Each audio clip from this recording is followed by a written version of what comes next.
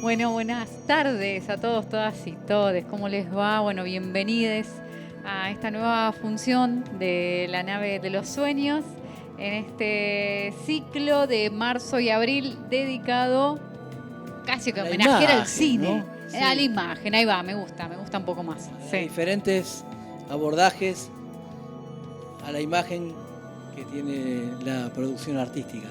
Así es, bueno, estuvimos proyectando y compartiendo documentales sobre fotografía en cine, sobre el cine, bueno, sobre fotografía fueron más que nada. Las primeras tres funciones que tuvimos con el documental sobre Andy Cherniavsky, después fotografía en cine, ese documental sobre el Chango Monti, y la semana pasada el documental dedicado a Eduardo Longoni.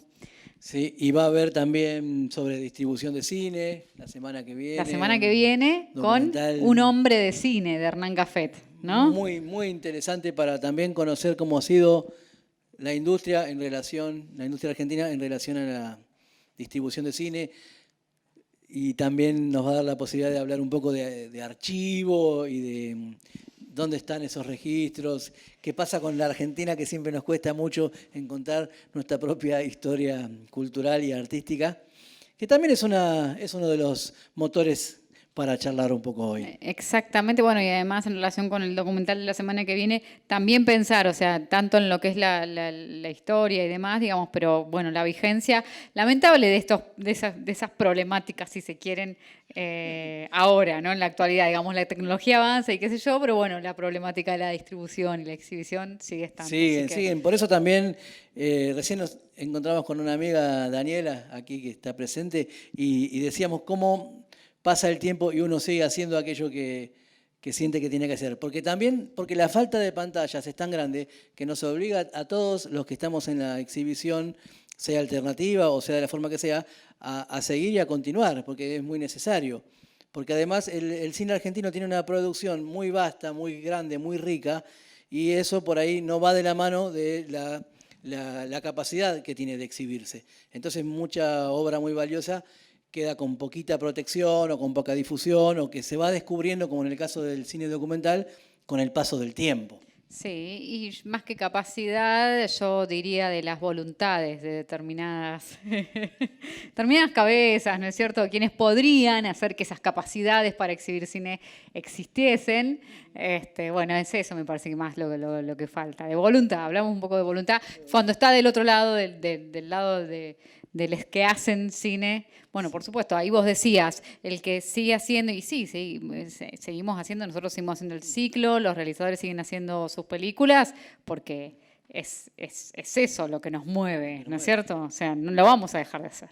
Bueno, en el caso de hoy es muy puntual ese, porque digamos, con Paulo nos venimos cruzando, recién charlamos hace 30 años que nos venimos cruzando, hacíamos los festivales y ya tocaban el timbre y venía uno, que era el primero que venía, Paulo y de la Vega, que eran los que venían enseguida ya a anotar sus cortos y siempre además nos daba una mano porque él en ese momento también escribía, que seguramente este proyecto tendrá que ver también con ese chico que escribía y que siempre siguió escribiendo y que los caminos nos van hermanando y nos van cruzando también con el tiempo. Así que somos esos chicos testarudos de los 90, ahora ya más grandes y presentando estas producciones acá en la Biblioteca Nacional. Así es, exactamente. Y bueno, obviamente estamos hablando de este libro, Super 8 argentino contemporáneo, que además también está bueno, digamos, porque está hecho por alguien que además hace, digamos, porque podemos escribir, digamos, quienes nos dedicamos en esas más a la investigación, al periodismo y demás, claramente podemos escribir sobre esto, pero además tiene la cualidad, digamos, o el plus de que es alguien que hace también cine, así que me parece que está buenísimo. Sí, y además es un alivio, cuando uno ve que sale un libro sobre una escena de la que no había o que se investigó sobre un tema del que todavía no se había investigado profundamente o que había pocas publicaciones o que estaban descatalogadas, es un alivio para todos los que estamos haciendo este tipo de cosas, difusión, exhibición, todo, porque es un material más que ya queda para seguir. A partir de ahora lo que se escriba, esta es la base. Hay una base, totalmente, donde se recupera un montón de trabajo, un montón de historia y además, bueno, de nuevo trayéndolo también hasta el presente. Dale, cuando quieras. Bueno, entonces ahora sí, invitamos y recibimos con un fuerte aplauso a Paulo Pécora. ¡Bravo!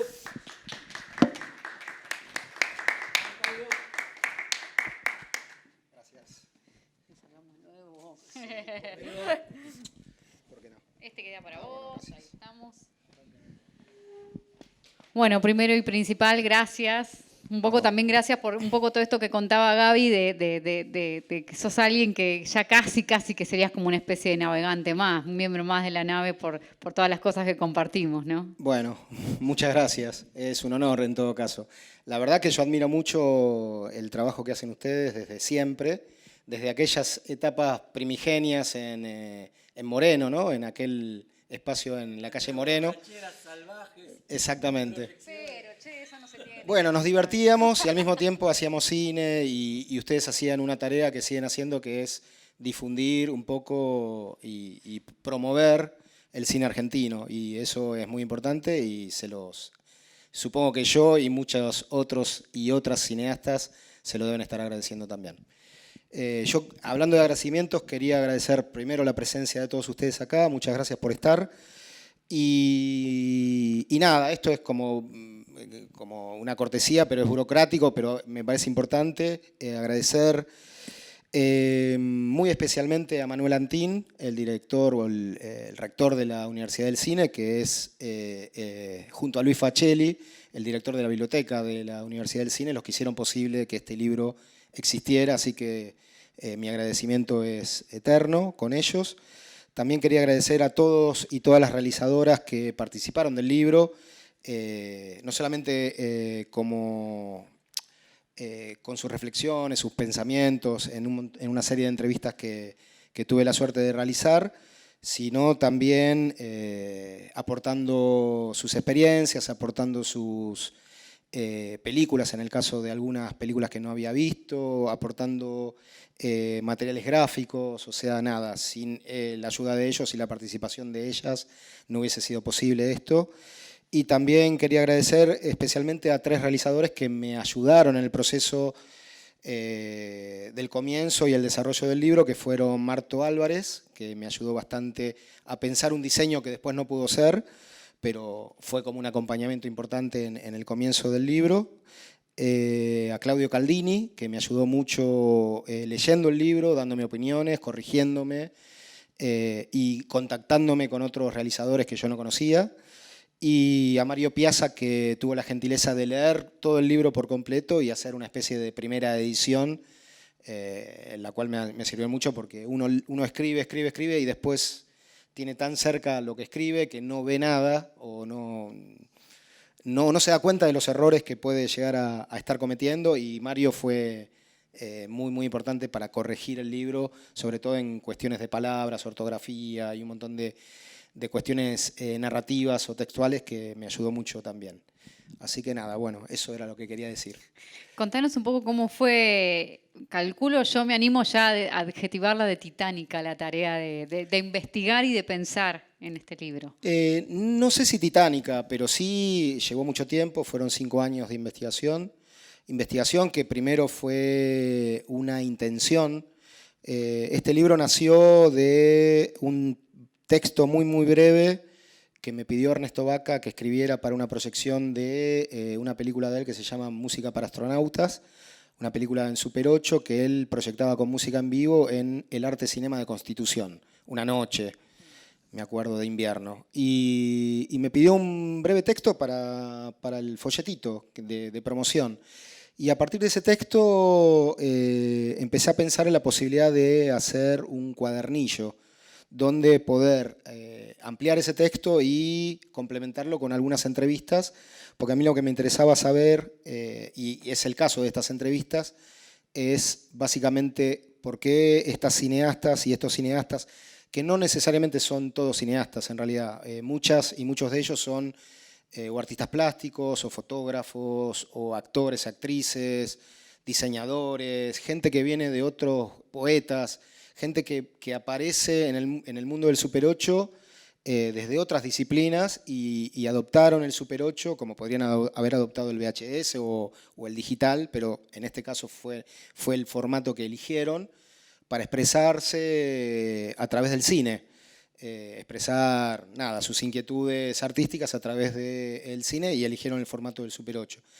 Y me acuerdo que ese cuadernillo lo que yo quería era tener más que nada el pensamiento de esas personas, saber por qué se habían acercado al Super 8, qué características veían en ese formato que les interesaba explorar, qué cualidades encontraban en el Super 8 que no encontraban en otros formatos y que les permitía también poder expresar lo que querían expresar de la manera que querían hacerlo. Y poco a poco fue tomando forma la posibilidad de un libro. Y a partir de eso sí fue una investigación un poquito más profunda y un poquito más decidida y un poquito más direccionada a tomar conocimiento de un montón de temáticas y cuestiones que no tenía idea y a poder de alguna manera complementar algunos conocimientos que tenía. Y bueno, y así se fue armando un libro que yo no sabía cuándo lo iba a terminar y que lo terminé porque me surgió la oportunidad y la posibilidad de publicarlo. Si no, seguiría escribiendo todavía, porque una vez que lo terminé aparecieron un montón de personas, realizadores que habían o están trabajando en Super 8 actualmente y que yo o no conocía o no recordé o no lo que fuera, ¿no? Pero quedaron fuera del libro y la Universidad del Cine me dijo, bueno, lo vamos a editar. Yo quizás ahora todavía estaba escribiendo, ¿no? Y este libro podría haber sido el doble. Porque realmente no es un libro ni completo ni exhaustivo. No era la intención tampoco mía ser exhaustivo. Y ser completo es una tarea imposible casi, porque a medida que yo escribía iban surgiendo nuevos nombres, nuevas personas, nuevas historias. Cada una de las personas que yo entrevistaba o consultaba me abría las puertas a un montón de posibilidades más de investigación.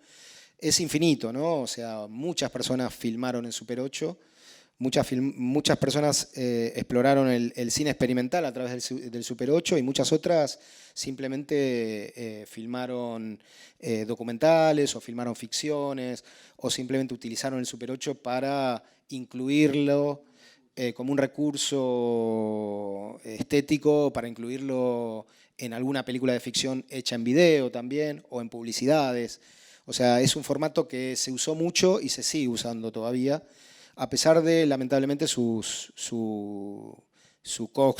gran costo, ¿no? Es un formato, lamentablemente, muy costoso de utilizar. Porque ¿cómo es, digamos, para el que nunca filmó nada, cómo es, hay que mandar a revelar, tardan un tiempo, Claro. Es carísimo comprar la película? ¿Cómo, Claro, cómo claro, sería como la cualquier etapa formato completa? fílmico necesitas primero filmarlo, tenés un tiempo específico, de un tiempo limitado, ¿no?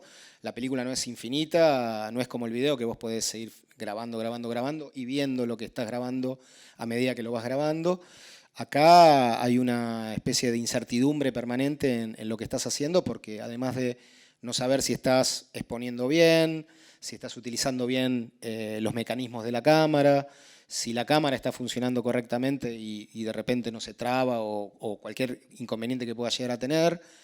Si además de eso después tenés que mandar el material a revelarlo, si ese revelado, por suerte sí, en general siempre salen bien revelados, pero puede ocurrir que no. Pues hay que digitalizar el material para Después, poder... sí, después hay que digitalizarlo para poder verlo. Lo podés ver proyectado, obviamente, pero para poder, no sé, trabajarlo, hacer una edición, si o querés postproducción. editarlo. Yo mucho de mis trabajos en Super 8 los pensé no para proyectarlos, sino para trabajarlos en computadora al principio. No tenía ni idea de cómo manejar un proyector.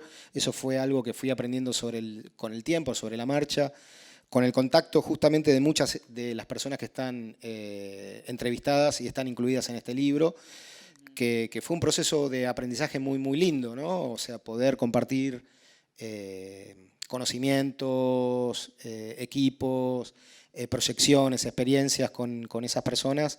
La verdad que fue un aprendizaje y sigue siéndolo hoy mismo. Pero sí, como decís vos, tenés que hacer todos esos procesos para tener una película de Super 8 o de cualquier formato fílmico en la mano y poder exhibirla. Hasta que llega ese momento, la incertidumbre es muy grande. O sea, es una imagen latente, no sabés qué puede pasar. Hasta que no pasa por todos esos procesos y no la tenés en la mano, puede pasar cualquier cosa. Incluso si la mandás al exterior porque no la podés revelar acá o por lo que fuera, se puede llegar a velar en el camino porque... Perder. O perder, o quedar en alguna aduana, como me ha pasado, o le ha pasado a mucha gente, quedar en una aduana y no poder sacarlo después, no sé. Es parte de la magia. ¿Y por qué en la época, digamos, de lo instantáneo y de lo rápido y de que todo es ya y que todo dura 15 segundos y todo es efímero y todo es urgente, hay gente que decide apostar por otras posibilidades expresivas que llevan otro tiempo, que llevan otra reflexión? ¿Por qué sigue pasando para vos eso? ¿Qué es lo que habilita el Super 8? No sé qué le pasa a cada uno y a cada una de las realizadoras que usan el Super 8 por la cabeza, pero a mí lo que me parece es que justamente el hecho de que la película sea acotada, que tengas por cartucho unos 2 minutos, casi 3 o 3, casi 3,5, según si lo filmás a 24 o 18 cuadros, pero la extensión no es más de 3 minutos y 20 segundos. Esa limitación material, física, te impone una forma de acercarte a hacer o a registrar la realidad de una manera diferente, ¿no? Porque sabés que solamente tenés esa película, es como sacar fotos digitales o fotos analógicas, ¿no? Vos sabés que tenés 36 exposiciones y cuando llegas a la 36 se acaba el rollo. Entonces tenés que pensar mejor, tenés que meditar mejor lo que vas a filmar. Aparte es muy costoso, entonces yo antes me acuerdo cuando tenía posibilidad de acceder más fácilmente al Super 8, era más barato, era más accesible, uno podía salir con la cámara a jugar, Probar ideas. a probar cosas, a experimentar, bueno, a buscar, ¿no? A salir a buscar. Ahora, siendo tan costoso y tan difícil filmar en Super 8, me parece que cada rollo es una reflexión muy profunda previa y durante la filmación. Entonces, pensás mucho lo que vas a hacer, dónde lo vas a hacer, cómo lo vas a hacer, y cuando lo estás haciendo también pensás mucho qué estás haciendo, ¿no? Y todo eso, bueno, ayuda. Para mí es interesante en el sentido de que te impone una reflexión previa siempre el fílmico, ¿no? Pero eso es lo que me pasa a mí, no sé qué le pasa a los demás, por qué lo eligen. Yo lo elijo por eso, en función de esa necesidad de pensar algo antes de hacerlo. Y pensarlo desde un montón de factores que son importantes tenerlos en cuenta antes de hacer cualquier cosa, ¿no? Se me ocurre pensar en la idea de escena, ¿no? O sea, el libro narra, después cuando cada uno lo lea va a sacar su conclusión, como una escena importante y fuerte a principios de los 70, donde surge toda esa generación de pioneros, que después vamos a desarrollar un poquito más también con los invitados del segundo bloque. Y nuevamente pasa el tiempo y vuelve a haber una escena contemporánea, presente. ¿Qué es lo que... ¿Qué ves vos que hace que se logre, que vuelva a haber, después de tantos años, vuelva a haber otra vez una escena de gente interesada, artistas interesados en expresarse en el Super 8? ¿Por qué se descubre de golpe nuevamente ahora, después de tantos años de la primera escena de Super 8istas, otra generación? ¿Qué es lo que construye esa escena? ¿Hubo algún hito fundacional? ¿La aparición de película nuevamente? Bueno, claro. En principio, sí, decir que fue muy importante la aparición de un laboratorio que se llama Arcoiris Super 8. Manuel Bernardelo, que dirige ese laboratorio, empezó a importar película y a revelarla aproximadamente en 1997. Él hacía ese trabajo en su casa en Adrogué, primero, y después, al tener cada vez más clientela, se mudó a la capital y ahora funciona en un laboratorio que trabaja en una empresa química, o creo que sí, una empresa farmacéutica.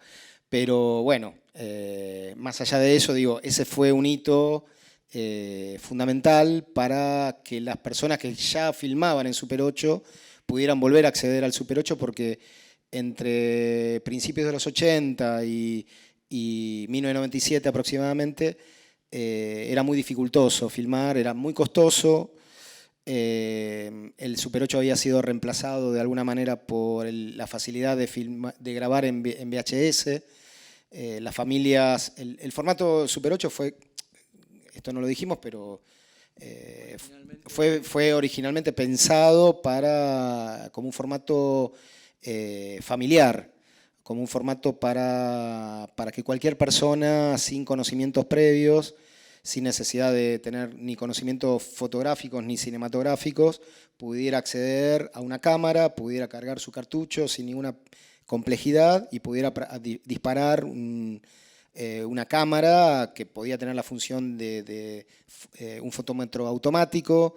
Entonces había muchas facilidades que los fabricantes del Super 8 le dieron a la gente y eso hizo muy popular el formato.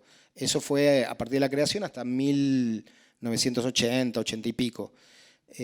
Apareció el VHS y eso de algún modo restó un montón de público o de clientes que compraran películas en Super 8. Las casas que vendían Super 8 empezaron a menguar, empezaron a importar menos, empezaron a revelar menos, empezaron a vender menos. Y poco a poco se hizo cada vez más difícil filmar. Hubo toda esa década que filmaban muy pocos o filmaban muy poquito, ¿no? Los pocos que filmaban. Y a partir de la aparición de Arcoiris Super 8, bueno, cambió todo porque se hizo más accesible. La película, o sea, fue más fácil acceder al fílmico. Y ahí yo creo que un montón de personas, estudiantes de cine, un montón de realizadoras y realizadores que quizás ya habían filmado en Super 8, otros que se incorporaban nuevos. Coincidió también con el auge de las escuelas de cine, coincidió también mucho con el cine independiente argentino, el nuevo cine argentino que se le llamaba, un montón de manifestaciones autogestivas.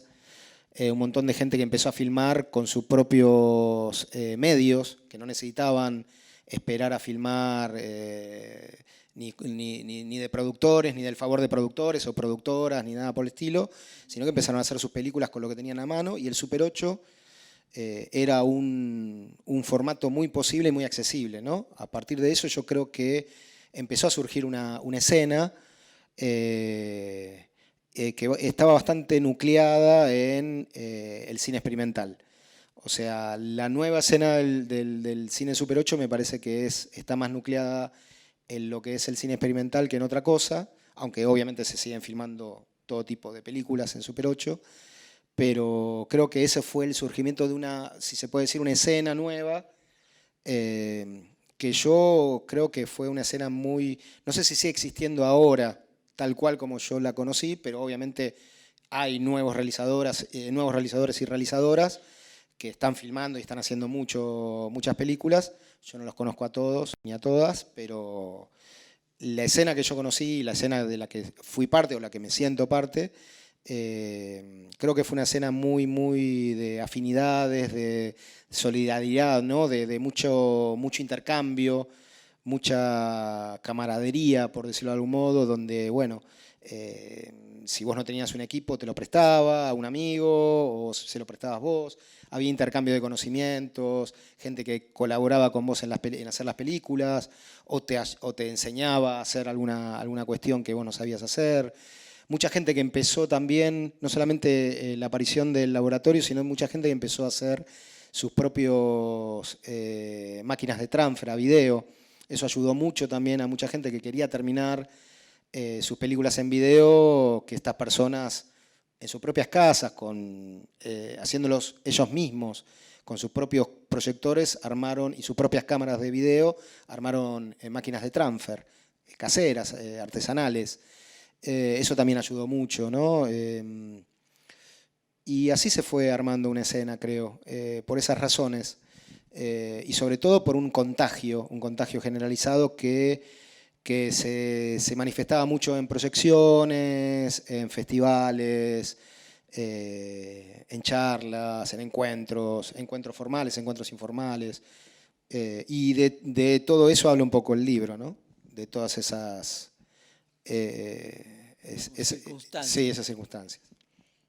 Pensaba ahora si, y es una pregunta que se me ocurrió, la verdad es que, no sé, en una de esas me decís que no, pero, pero o puede ser el Super 8 usado como herramienta, digamos, en, no sé, en el cine documental, digamos, hay una mixtura, digamos, entre, de nuevo, el hacer cine en Super 8, en que aparezca también en lo que es de repente el cine documental. Pienso en el cine documental porque me parece que cada vez más, y por suerte, vemos que se nutre también de otros recursos y otras herramientas. Entonces digo, de repente, la presencia de este modo de hacer cine, de este modo de contar en otros formatos. No entendí bien la pregunta. Sí hay eso, digamos, o sea, si existe eso, digamos, o de repente es cine en Super 8, solamente Super 8. No, yo creo que nada, que cada uno puede usarlo como quiera. No hay nada, no hay ningún límite, no hay nada que te impida usarlo en un documental, en una película de ficción, en un videoclip. O armar una película específicamente experimental en Super 8, lo que quieras. Sí, hay películas de terror hechas en películas de ciencia ficción. Hay, no sé, hasta Sky y el Indio Solari filmaron una película en Super 8 en los 70. Hay que encontrar, hay una versión en video en YouTube, si no me equivoco. Pero digo, sí, las posibilidades son infinitas y no hay nadie que... No sé, vos haces lo que querés. Tenés tu cámara y podés filmar lo que quieras, sí. Pero... Obviamente nadie te apoya ni nada, o sea, lo haces porque querés. Claro, sí. Como lo harías en video también. Sí, supongo. Sí, pero sí, es un formato que yo creo que ha sido y sigue siendo utilizado para hacer cualquier tipo de expresión audiovisual. Ahí va. Y recién también comentabas un poco, ¿dónde se ve Super 8? Bueno, es una buena pregunta. Se ve sobre todo en muestras autogestionadas por los propios y las propias realizadoras, en general en encuentros como estos, por ejemplo. En algunos festivales, por ejemplo el Festival de Mar del Plata, creo que sigue teniendo una sección específicamente dedicada al Super 8 y al 16 milímetros. Y el Festival del Bafisi también tuvo una sección, creo que ahora ya no la tiene más, pero en algún momento tenía una sección dedicada específicamente al Super 8. De hecho, con Ernesto Vaca proyectamos un largometraje en Super 8 en una de las secciones en esa sección del Bafisi, una película que se llamaba Mujer, Mujer, en el Cine Cosmos, sí. Con 8 proyectores, una locura, bueno, era como una parafernalia de máquinas ahí, que Ernesto, bueno, yo lo ayudé nada más, no era responsable de esa locura, pero salió muy lindo, y encima estaba lleno, sí. Pero sí, bueno, se ven espacios en general, espacios autogestionados, autogestivos. Hay muy pocas posibilidades de pasar en salas de comerciales. Algunos festivales se interesan por algunas películas, algunas muestras también que se hacen específicamente de cine Super 8, pero en general los que se encargan de organizar sus propias proyecciones y la exhibición de sus películas son los propios realizadores, ¿no? Sí. Hay un prólogo muy lindo que escribió Gustavo Galupo Sí. en el libro y me anoté algunas cosas porque, bueno, nada, me gustó mucho todo lo que dice. Pero una de esas cosas, y creo que lo hice casi al principio, es que es un cine que ya sucedió, pero que siempre está por suceder. Entonces, digamos, se me ocurría preguntar, y también en relación con el nombre, porque Super 8 argentino contemporáneo, digo, bueno, ¿cuál pensás vos si te tenés que aventurar? ¿Cuál es? El presente un poco lo tenemos acá también, pero ¿cuál podría ser el futuro del Super 8? ¿O cómo te lo imaginás o cómo te gustaría que sea? Y el futuro es ahora, porque se está haciendo, hay mucha gente que está haciendo nuevas películas. Lo que veo ahora, o sea, que se está filmando, pero no tanto, por los costos, pero se sigue filmando, obviamente. Pero hay mucha gente que está trabajando mucho con la película directamente, o apropiándose de película, o trabajando con película propia, pero trabajando sobre la materia, ¿no? Trabajando en la intervención directa. Perdón, hay Sí, eso que dijiste, apropiándose de películas. de películas ajenas o propias, ¿no? Ajá. Y trabajando con ese material, armando nuevas películas o remontándolas y dándole nuevos sentidos, o incluso interviniéndolas directamente o rayándolas, pintándolas, o hay infinidad de posibilidades de intervención directa sobre el material fílmico, y muchas realizadoras están trabajando así ahora, es lo que veo, hay como, no sé si es una tendencia, es lo que veo yo, pero yo me muevo en un círculo que no sé si es todo, o sea, es un pequeño círculo. Hay mucha gente que no conocemos, que no sabemos, que en este preciso momento estarán filmando quizás en las provincias, y lamentablemente como ellos no saben de nosotros, quizás nosotros tampoco sabemos de ellos, porque lamentablemente no hay mucha difusión de esta actividad. Entonces quizás nos estamos perdiendo un montón de cosas que se están haciendo, no sé en dónde, pero seguramente sí.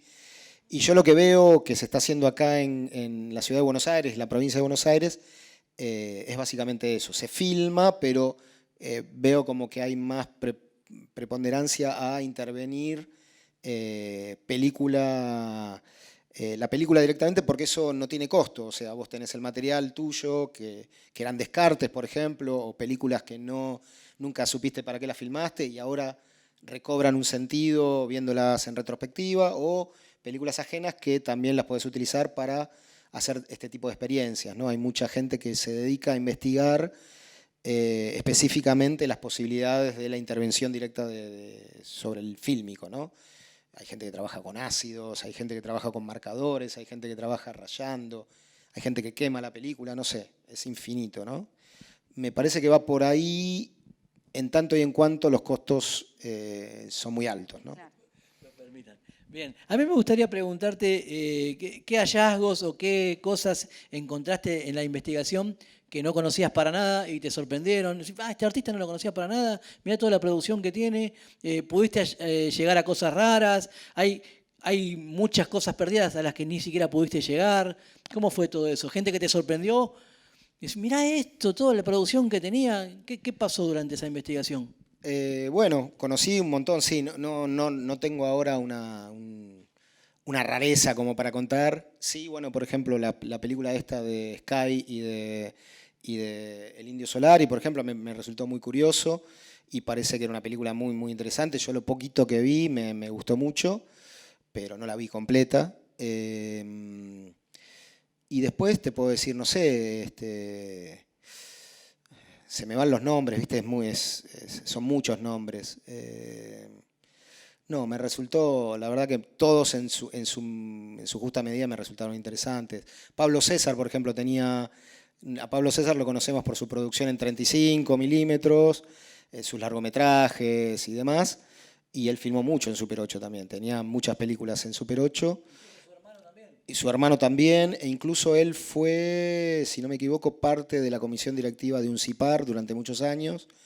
En UNCIPAR se hacía UNCIPAR en un festival que se hacía en la ciudad de Villa Gesell, donde todas las proyecciones eran en formato fílmico original. O sea, los realizadores y las realizadoras iban a Villa Gesell a pasar sus películas, llevaban sus rollos, ¿no? A pasar sus películas ahí. Y ahí se cuentan un montón de anécdotas de que como eran tiempos de militancia política, eran los tiempos previos a la dictadura militar, mucha gente estaba muy involucrada desde el Super 8, desde el cine, desde cualquier formato cinematográfico, con la política y con la coyuntura política de esa época, y había otros cineastas que estaban explorando otra cosa más subjetiva, estética, artística, y bueno, había como enfrentamientos o no sé, o incidentes, algunos incidentes en esos festivales, pero bueno, anécdotas que... El libro está plagado de anécdotas y de gente interesante que hizo. Si me pedís nombres, la verdad que son muchísimos, no me podría acordar de uno específico. Me acuerdo de Pablo César por este motivo y porque hizo un montón de películas en Super 8 y yo no sabía que las había hecho. Después Kramer, por ejemplo, el periodista muy importante que hizo un libro muy, muy conocido que se llama Punk, la muerte joven. Él también filmó en Super 8, hizo varias películas en Super 8, organizó festivales en Super 8 también. Fue uno de los primeros en organizar festivales en Super 8 en Argentina. No sé, es infinito.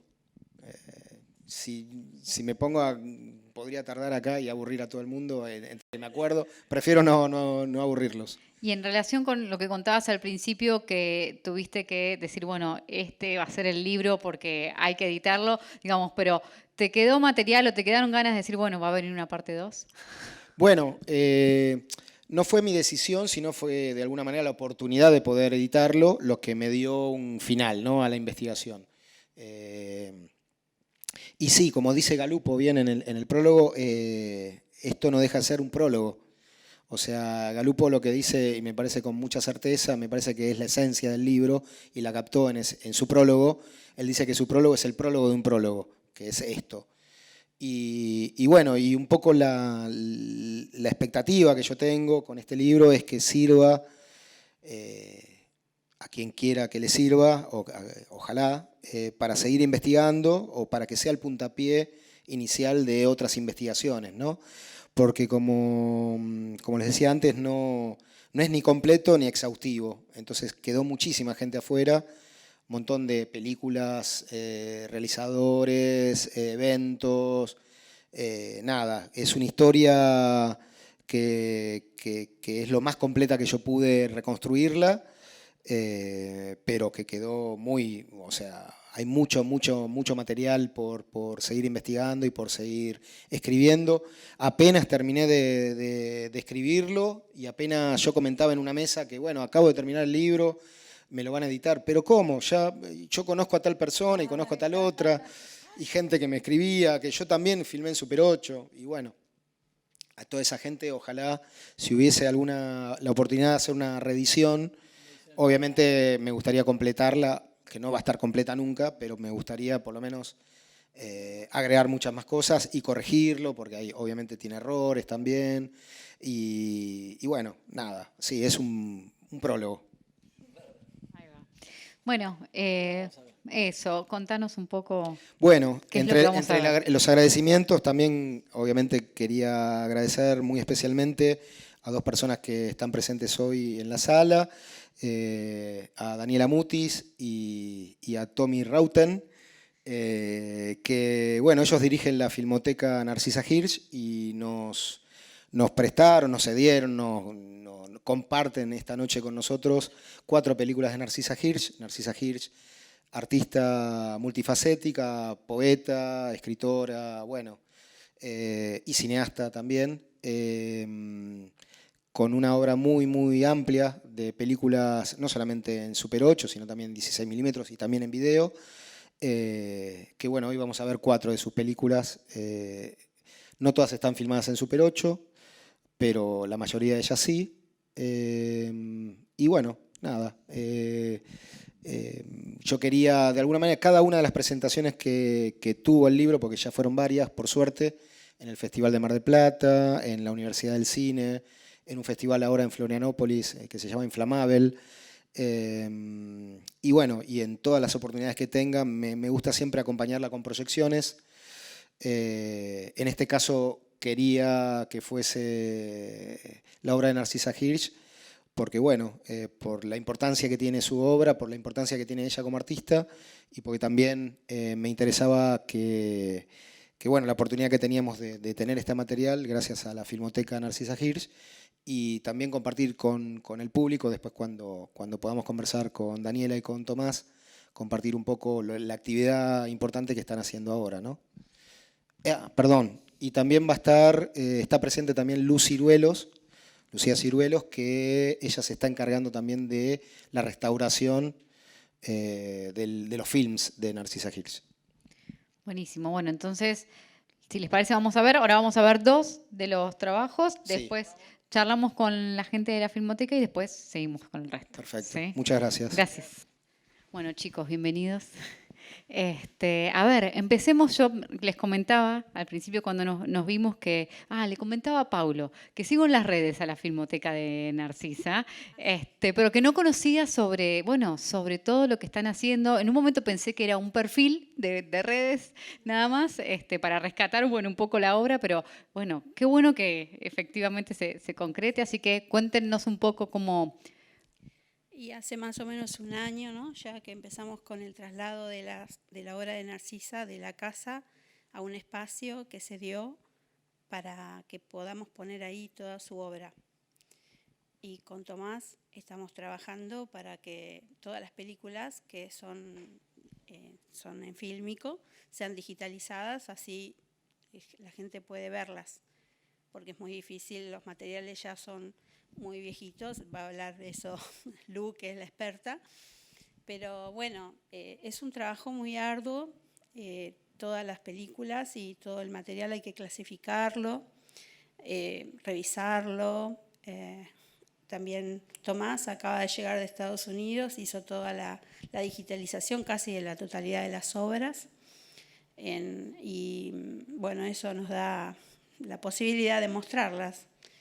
Y Narcisa, que bueno, muy generosa de darnos un espacio para que su obra también pueda ser cuidada, ¿no? Es importantísimo cuidar nuestro patrimonio.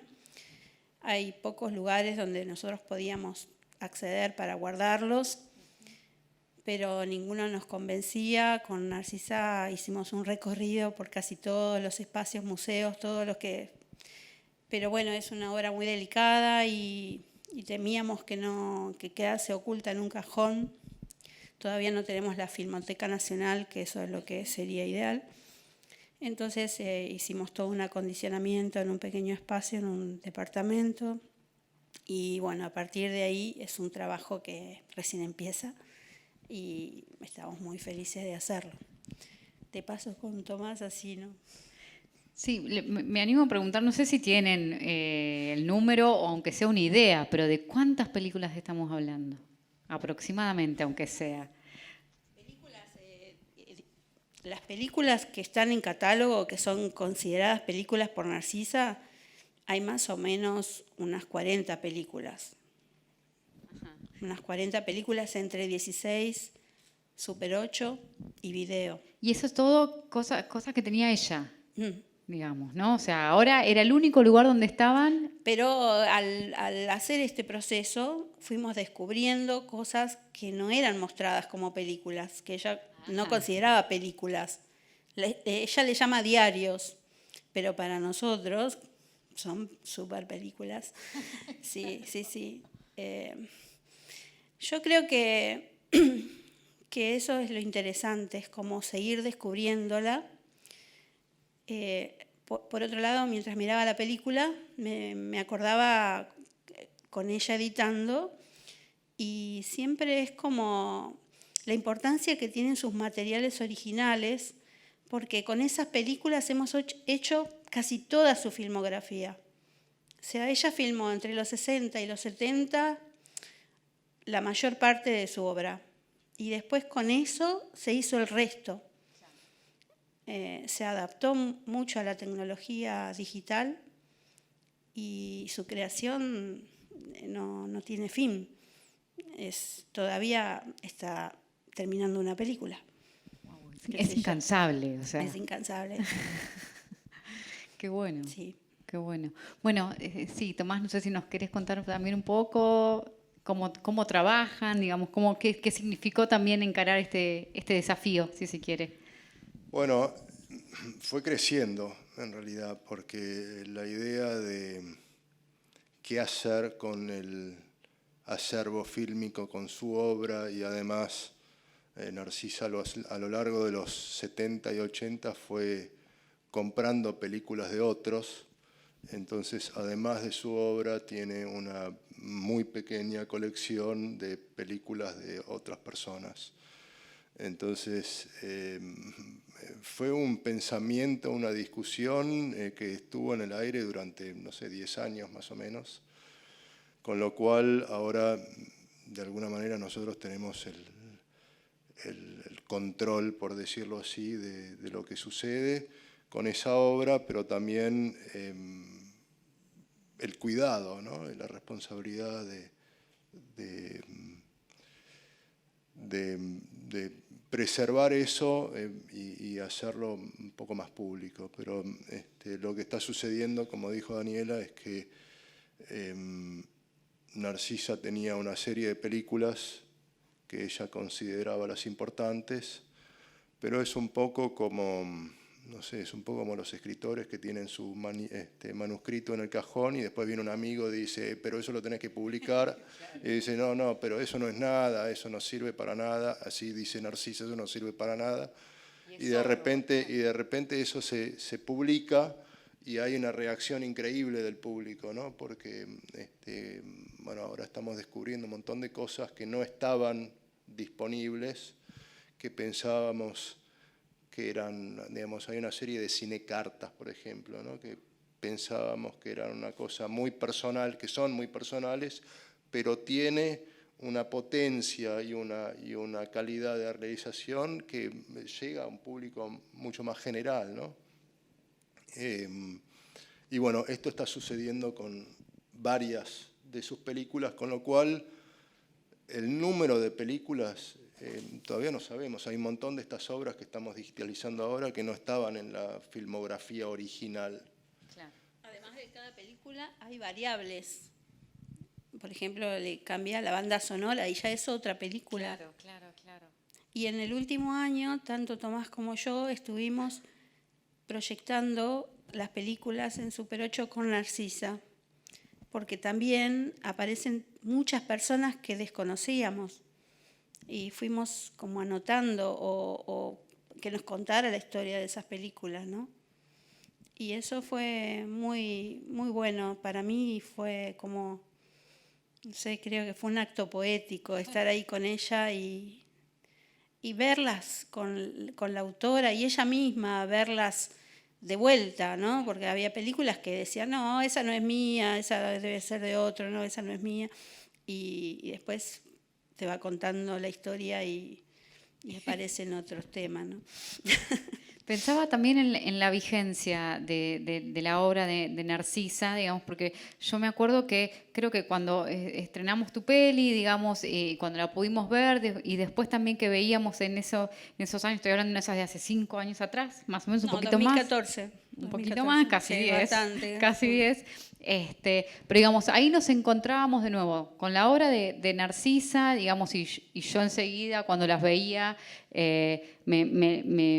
me referenciaba y me llevaba a lo que era en ese momento también, ¿no? todo el momento de ebullición del Ni Una Menos, digamos, y toda la cuestión feminista y demás, digamos, y cómo la vigencia de esas obras que fueron hechas, como decían, hace tantos años antes, y sin embargo, hoy por hoy también tienen como tanta pregnancia, ¿no? Digamos, eso es un valor, me parece, increíble a mí. Sí, ella, recién acabamos de ver una obra que es del 2005, la primera, y la anterior que es de 1974, el Come Out.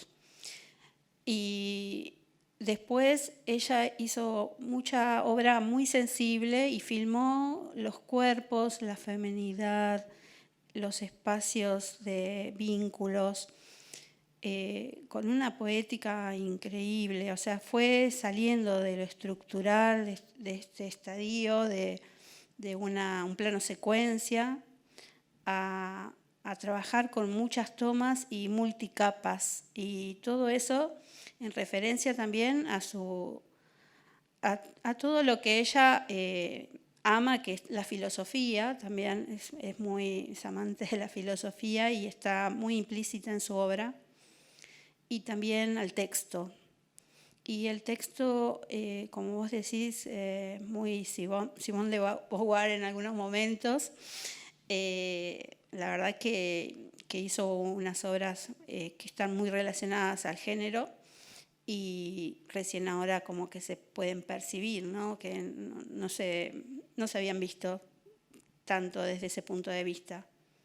Se ve mucho desde lo estético, ¿viste? Como que trabaja mucho cada plano. Y también una cosa muy original es que ella es una de las pocas personas que yo he visto en el cine que filma a hombres desnudos de una manera exquisita. O sea, su mirada es muy, muy pregnante, muy, muy poética. Y eso, supongo, Lu, vos que estuviste limpiando las películas, te habrás dado cuenta cómo es de cuidadosa en sus tomas, ¿no? Ahora, entonces sí, contanos un poco sobre el trabajo que estás haciendo. Bueno, yo no estoy muy acostumbrada a hablar en público. Siempre creo que elegí un trabajo que me deja en las sombras por Traemos eso. acá, mira. Sí. Pero bueno, tampoco puedo decir tanto porque digo, la toma de decisiones que han hecho Tomás y Daniela fueron como lo que llevó a que este proyecto pudiera llegar a los ojos de todos quienes están viendo en el último tiempo estas películas. Pero a mí sí me parece importante explicar que las películas que fueron hechas en soporte fílmico o que están hechas en soporte fílmico necesitan una ecuación que es muy simple de temperatura y humedad en la que tienen que estar almacenadas para que las películas puedan sobrevivir, se estima, más o menos 500 años. A partir de eso, que muy bien mencionaba Daniela respecto a la falta de una Cinemateca Nacional,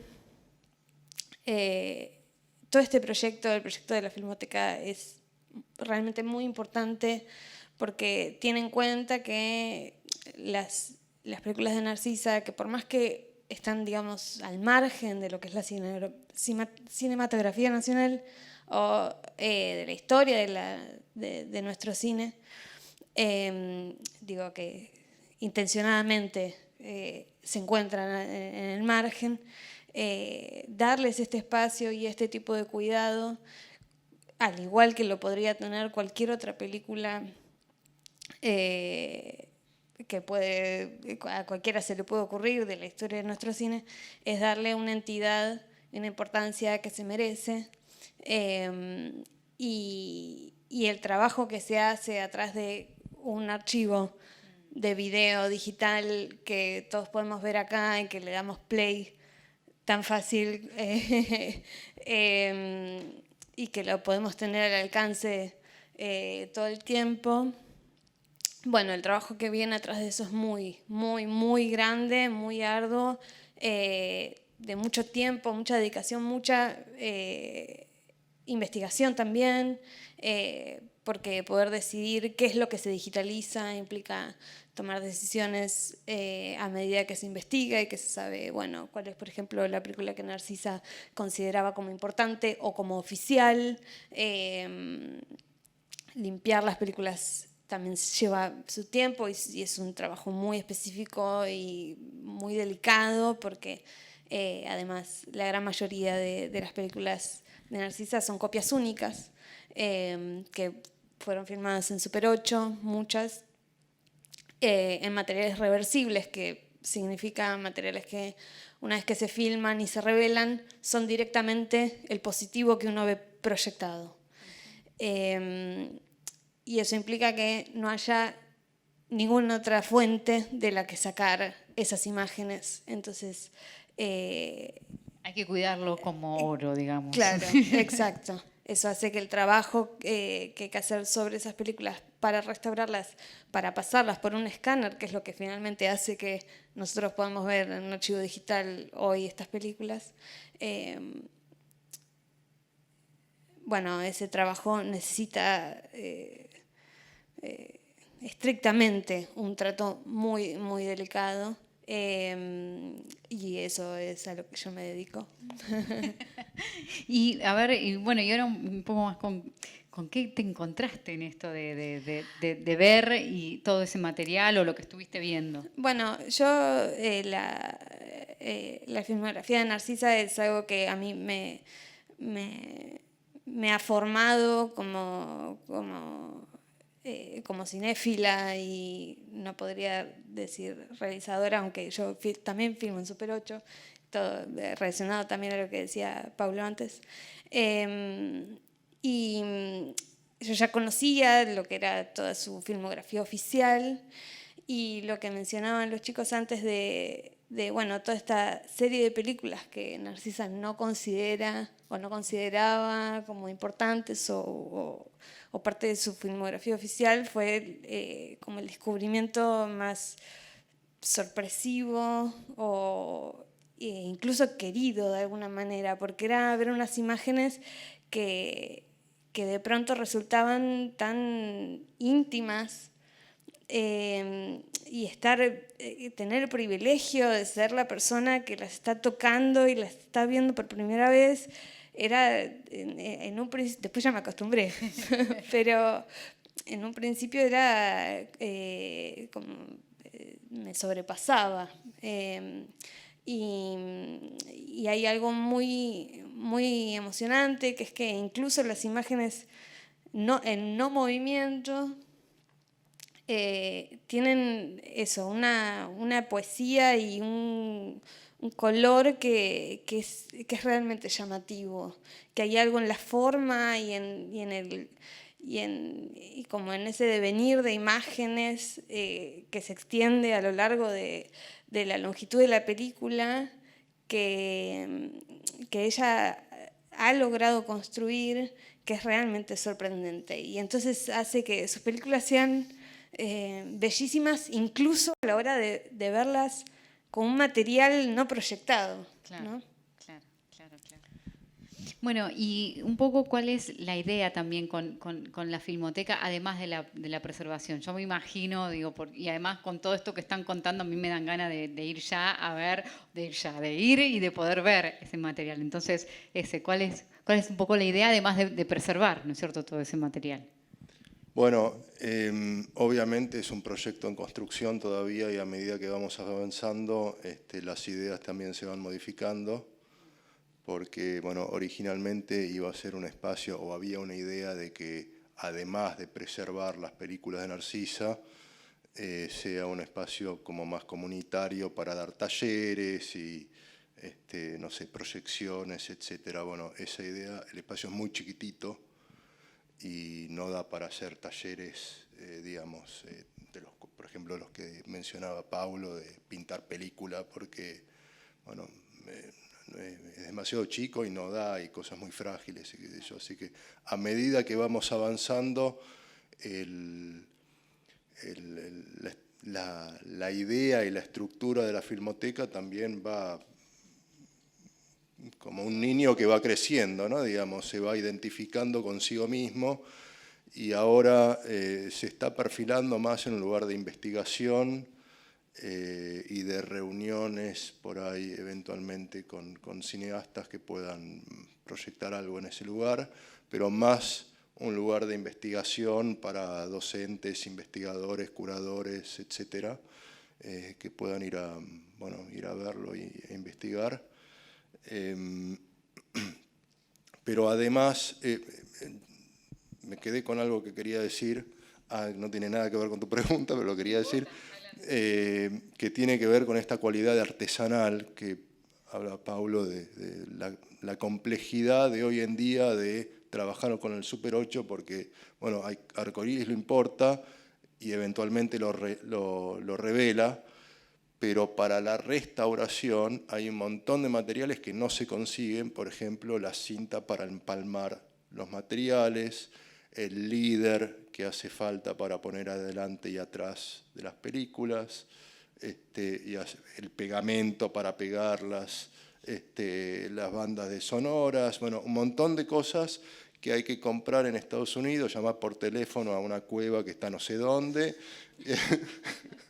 y entonces comprarlas ahí, mandarle eso en un paquete a algún amigo que tengas en Estados Unidos, en algún lado, y después pedirle a otro amigo que cuando vaya a Estados Unidos, por favor, traiga ese material. Es un trabajo muy artesanal, muy de hormiga. Entonces, cada vez que alguien, o sea, también de muchos favores, de mucha comunidad, pero bueno, es un trabajo como complejo en ese sentido, ¿no? Sí, me imagino con todo lo que contás y digo, qué bueno que existan voluntades como las de ustedes y voluntades y ganas y tiempo y todo para hacerlo, pero bueno, de nuevo, cuando conocemos el detalle, digamos, con más razón, es necesario que desde el Estado se encaren también este tipo de acciones. Para todo el cine nacional, ¿no? Para todo el cine nacional hace falta la Filmoteca, que aparte ya está legislada para que exista. Va a estar en algún momento, yo creo. Pero quería decir que la obra de Narcisa está ahora muy cuidada en un espacio totalmente acondicionado, todo muy lento, pero vamos con esa. Y hay muchos investigadores en este momento en distintas partes del mundo investigando su obra, trabajando en ella.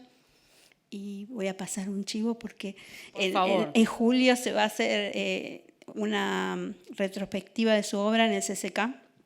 ¡Qué lindo! Y para eso es que estamos trabajando mucho para ver todos los materiales que no son solamente fílmicos de su obra. Y es increíble porque yo hoy terminé de ver, le decía a ellos, terminé de ver las fotografías y los documentos de toda su obra y no puedo creer las cosas que voy descubriendo, la gente con la que estuvo, lo que hizo. Publicó libros, sí, obviamente tiene varios libros. Y eso. Pero primero me había olvidado de agradecerte que nos invitaste a participar y desde ya siempre estás bienvenido en nuestra Filmoteca. No, bueno, y gracias. Sí. ¿Dónde pueden escribirles las personas interesadas en investigar sobre...? Bueno, tenemos dos páginas, una que es la Filmoteca Narcisa Hirsch y otra página que es narcisahirsch.com.ar, que es la página de Como Artista.